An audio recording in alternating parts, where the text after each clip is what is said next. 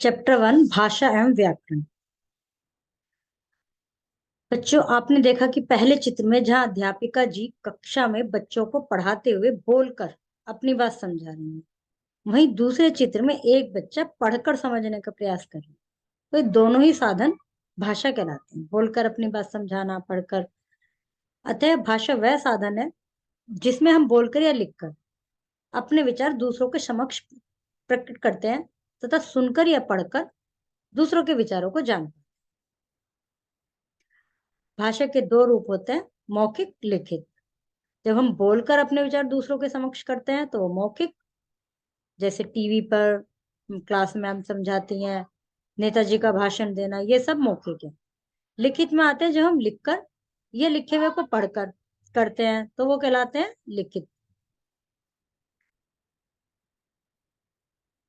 जो हम लिखकर अपने विचार दूसरों के समक्ष प्रकट करते हैं या पढ़कर, तो यह भाषा का लिखित रूप कहलाता है।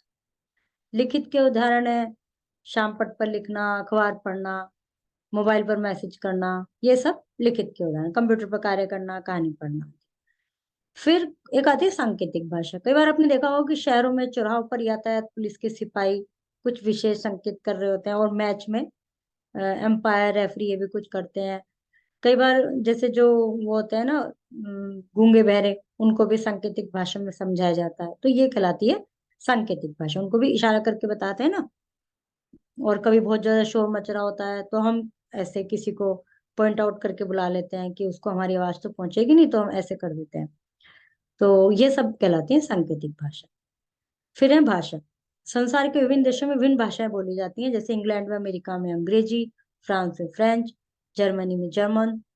तो ये सब देशों की अलग अलग भाषाएं। ये अपने राज्य की है।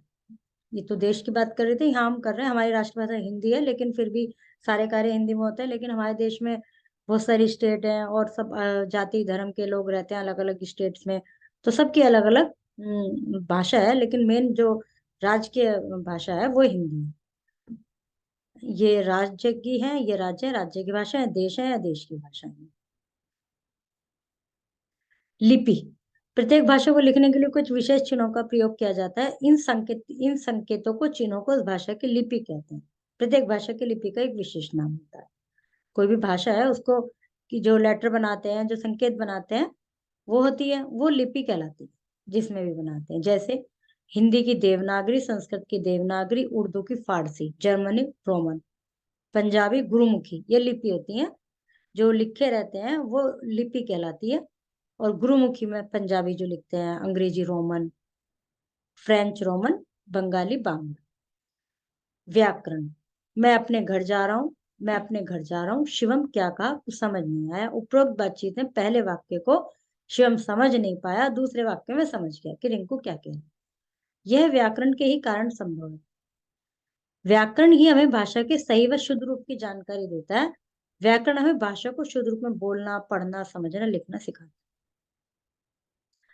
व्याकरण के विभाग, 3 विभाग हैं: वर्ण विचार, शब्द विचार, वाक्य विचार। वर्ण विचार में हम बात करते हैं वर्ण, वर्णमाला, वर्ण के प्रकार, उच्चारण, ये सब। शब्द विचार में शब्दों की परिभाषा, शब्द के विभिन्न रूप, शब्द रचना। और वाक्य विचार में वाक्य के बनावट के बारे में, वाक्य के भेद, वाक्य के अंग की बात करते हैं। किस लिपि में लिखी जाती है? ये ऊपर लिखी हुई है, जैसे पंजाबी गुरुमुखी, उर्दू फारसी, संस्कृत देवनागरी। व्याकरण के इन भागों के अंतर्गत किनका अध्ययन किया जाता है? वर्ण विचार में वर्ण के बारे में, शब्द विचार में शब्द के बारे में, वाक्य विचार में वाक्य। भाषा वह साधन है जिसमें हम बोलकर या लिखकर अपने विचार दूसरों के समक्ष प्रकट करते हैं तथा सुनकर या पढ़कर हम दूसरे के विचारों को जानते हैं। जब हम बोलकर अपने मन के विचार दूसरों के समक्ष प्रकट करते हैं या सुनकर दूसरों के विचार जान पाते हैं तो यह मौखिक भाषा कहलाती है। जब हम लिखकर या पढ़कर विचार जानते हैं तो यह लिखित भाषा कहलाती है। हमारी राष्ट्रभाषा हिंदी है, सब कार्य हिंदी में होते हैं। प्रत्येक भाषा को लिखने के लिए विशेष चिन्ह का प्रयोग किया जाता है, वो लिपि कहलाती है।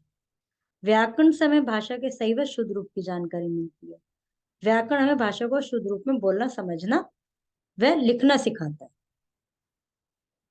ऐसी कौन सी भाषा है जिसका प्रयोग साक्षर और निरक्षर दोनों व्यक्ति कर सकते हैं? मौखिक और लिखित दोनों ही भाषाएं हैं। भाषा का तो प्रयोग कर ही सकते हैं। सांकेतिक भाषा का प्रयोग केवल, दोनों करते हैं ये भी। इसमें मौखिक आएगा, लिखित नहीं आएगा। जो निरक्षर होता है, जो पढ़ा लिखा नहीं होता, वो नहीं पढ़ पाता कि क्या लिखा है, वो केवल मौखिक भाषा को समझ पाता है। व्याकरण हमें भाषा के नियम का ज्ञान कराता है। मराठी भाषा महाराष्ट्र। गुरुमुखी एक लिपि है। विचार और भावों के आदान प्रदान को भाषा कहते हैं, ठीक है। पुस्तक पढ़ते समय हम लिखित भाषा का प्रयोग करते हैं, ठीक है। बंगाल में बंगाली भाषा बोली जाती है, ठीक है। अमेरिका में अंग्रेजी भाषा बोली जाती है।